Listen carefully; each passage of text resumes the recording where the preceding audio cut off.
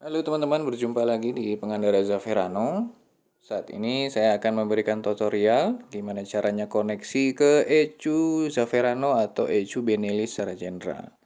Maaf nanti kalau videonya agak keterkesan terburu-buru dan sangat pendek karena memori di laptopnya juga terbatas. Jadi ketika memakai software itu kadang suka error. Oke, kita mulai. Pertama-tama sebelum kita connect ke ECU, itu biasanya ada konektor yang kita pergunakan. Opsinya seperti ini.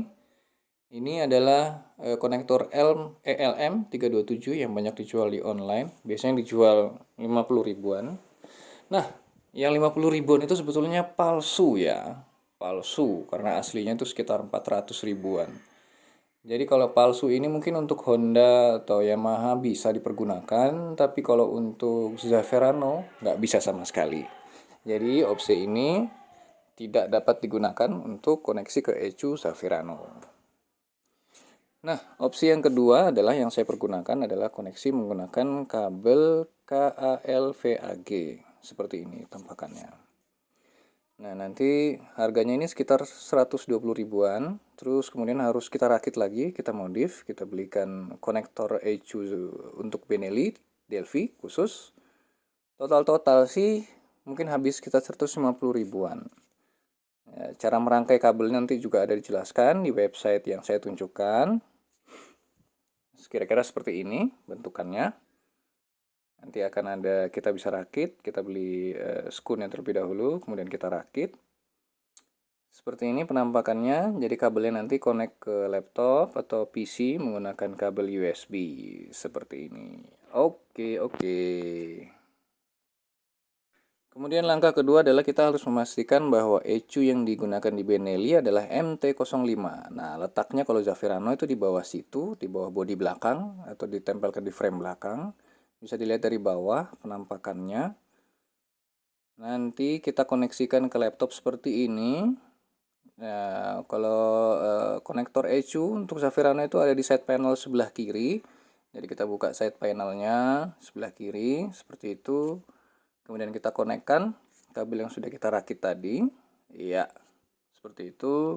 USB-nya kita tancapkan. Pastikan sekali lagi standar sampingnya sudah naik.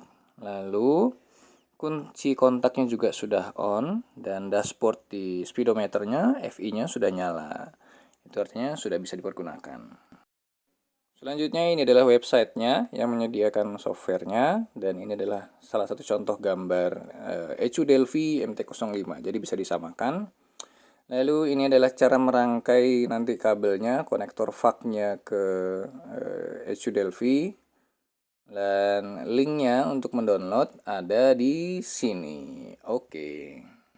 Kalau kita sudah masuk aplikasinya, kita sudah install, kemudian selanjutnya kita install driver USB-nya untuk kabel KKL VAC-nya. Itu yang paling atas, klik aja install. Setelah diinstal nanti akan terdeteksi di portnya itu ada tulisan COM yang USB. Lalu pilih juga konektornya itu yang KKL VAC. Lalu eco testnya itu jangan dicentang dulu sehingga ECU-nya nanti bisa kita pilih. ECU-nya itu Delphi MT05. Pertama-tama kita harus mengetes dulu kabelnya, apakah kabelnya itu bagus dan dapat bekerja dengan baik. Caranya itu dengan eco test. Jadi setelah semuanya sudah dipilih, Delphi MT05-nya sudah dipilih, konektornya sudah, portnya sudah, eco testnya dicentang, terus kita klik connect. Lalu nanti akan muncul testing seperti ini. Nah, ini harus hijau semua, yang menandakan kabelnya itu bagus, jangan sampai ada yang merah. Kalau merah berarti kabelnya palsu atau kabelnya tidak bagus.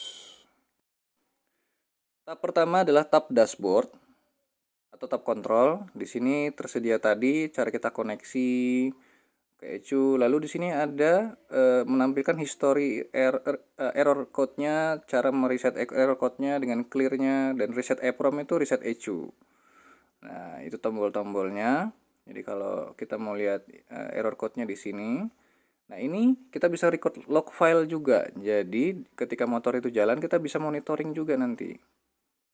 Nah, ini connect dulu terlebih dahulu, terus kemudian log filenya kita ketikkan, nama filenya apa, kita record nanti datanya tuh tersimpan nanti di dalam laptop.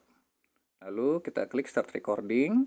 Nah, filenya nanti kalau untuk di play-nya bisa dipilih di sini. Untuk kita review dan kita lihat lagi ada apa dengan datanya. Lalu kita pilih play. Iya.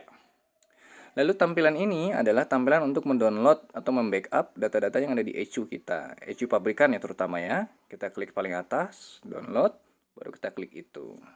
Seperti itu.